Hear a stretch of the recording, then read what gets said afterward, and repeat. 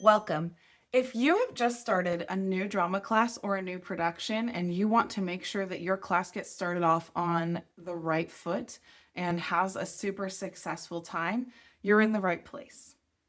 Today, we're going to talk about ensemble building, and I'm going to give you some of my favorite strategies and games to make sure that everyone is on board and has buy-in for the entire process.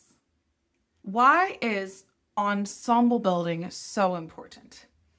When you are starting off a class or a production, everyone needs to really commit. It's a different kind of experience than anything else. A drama class is not the same as going into your math class, sitting down, listening to the teacher. Yes, there might be group work and collaboration, but not to the level that you're going to find in a drama class. You might have a lot of theater students who've done theater before, and you might be in a situation where people are doing their fine arts credit and they have to take it. Maybe they wanted to, maybe they didn't. So wherever you're at, and however many, the percentage of your students that are all for different areas, I'm hoping that this video can help so that everyone in the class can get buy-in and work together to create a great class, to create a great production, whatever it is that you're working towards. My top strategy for ensemble building is to start with the Anti-Sabotage Contract. I learned about this method when I was on a study abroad in Dublin during my educational theater master's program through New York University. We talked about what sabotage is. And sabotage, there's two main ways it can come into play. So there's self-sabotage, which is where one is being negative towards oneself. An example being, I can't, or every time I try, I mess up. I don't really want to do this. So we can say this like in our heads, or we can even say this out loud. And particularly when it's said out loud, the negativity spreads. And then there's outward sabotage towards other people, where maybe as a defense mechanism, because the person doesn't really want to do it that much, they're actually being negative towards other people who are trying. So maybe laughing in a way that's not like laughing because the scene's comedic, but laughing at a person, things like that. And so we talk about what sabotage means, and then we shift it and talk about how we can combat that. So I have them list the things that we want to agree to as a class. And these are worded in the positive and specific. So instead of just be respectful, it's like, we will be respectful by watching and listening when someone's performing and giving a round of applause after.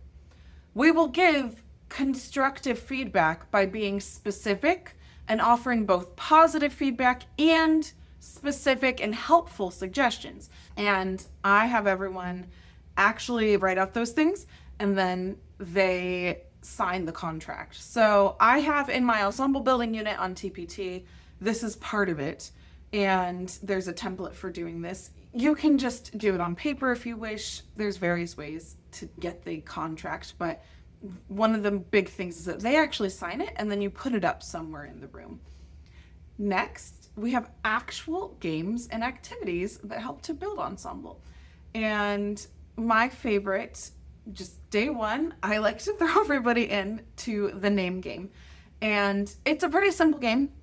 You say your name and do some kind of movement or gesture with it. So I say, I'm Mrs. Zakak. I usually do some kind of big, I'm excited to be here thing.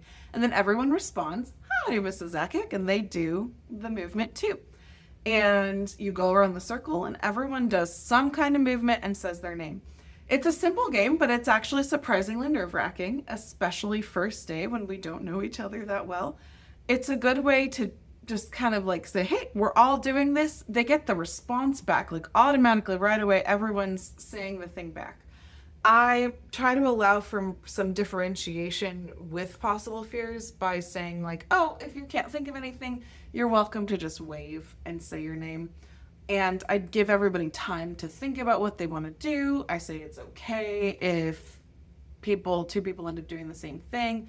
So starting by addressing some of those fears that people are probably having in their head to help them is a good strategy. But it's a great way to just get everyone to say, hey, we're here, we're doing drama, we're doing this. Come on in, tell me your name in this kind of fun, silly way. I also like to do trust building games and strategy games where they have to work together. So one that's just one of my favorites is the Simple Knot game. You might have even played this outside of drama at camp.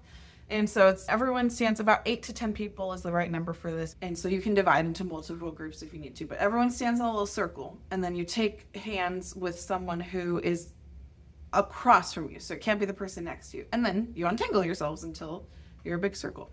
And one thing I really like about this is you can use it to watch and see who's kind of taking the lead, who might be a little nervous. It can just be a great diagnostic strategy for you as a teacher to get a sense of your classroom. And everyone is really like taking the time getting in there, working together. I have on my Drama Teacher Toolkit, which is a free thing as a gift for you if you'd like to sign up for my newsletter. I have attached to that some warm-up game ideas that will help with this. So go ahead and sign up for that using the link below if you're interested. When we talk about ensemble, a lot of students, especially in the theater world, think of the character of the ensemble in a musical, which is oftentimes the groups of people that come in, like the people of the town.